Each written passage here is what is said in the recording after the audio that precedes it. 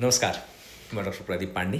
सदा चाहिँ आज पनि एउटा नयाँ विषयवस्तु एकदम कमन विषयवस्तु लिएर आएको छु।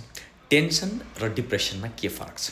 हामीले एकदमै नेपाली समाजमा बोलीचालीमा भन्ने भाषा, ओहो आज त मलाई क्या टेन्सन छ यार, कस्तो टेन्सन छ यार मलाई भनेर भन्छु होइन।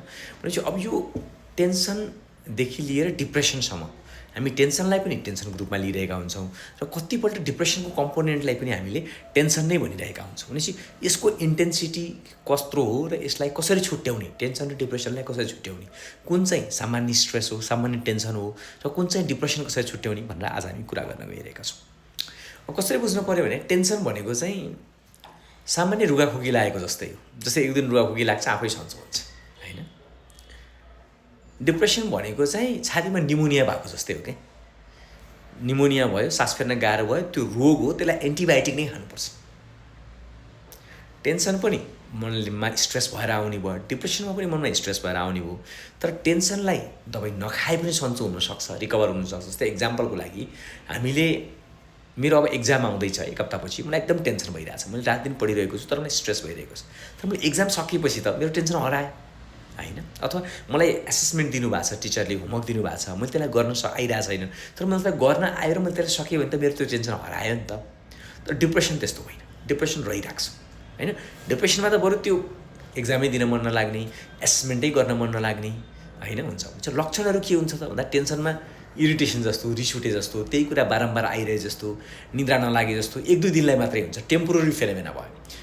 डिप्रेसन चाहिँ अलि लङ रनसम्म क्रोनिक फेनोमेना भयो होइन। अब यो चाहिँ लामो समयसम्म रहने भयो। यसमा चाहिँ निराशापन हुने, दिक्क लाग्ने, आत्मविश्वास घट्ने, कन्फिडेन्स कम हुने होइन, इच्छाहरू रहरहरू कम हुँदै जाने, यस्तो खालको लक्षणहरू हुने भयो। मुख्य कुरा चाहिँ टेन्सनमा सेल्फ स्टिम लो हुँदैन नर्मली, तर डिप्रेसनमा चाहिँ आत्मविश्वास नै घट्छ। मैले केही गर्न सक्दिनँ कि भन्ने तनावले चाहिँ हामीलाई दुःख दिन्छ होइन।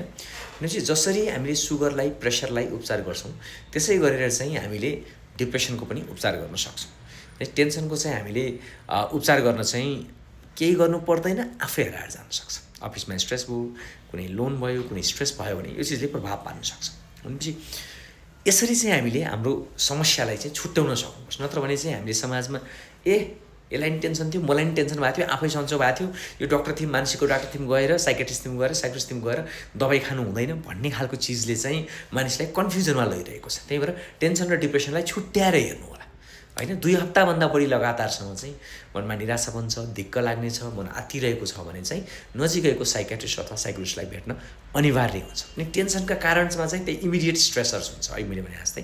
डिप्रेसनमा चाहिँ साइकोलोजिकल स्ट्रेस हुनसक्छ,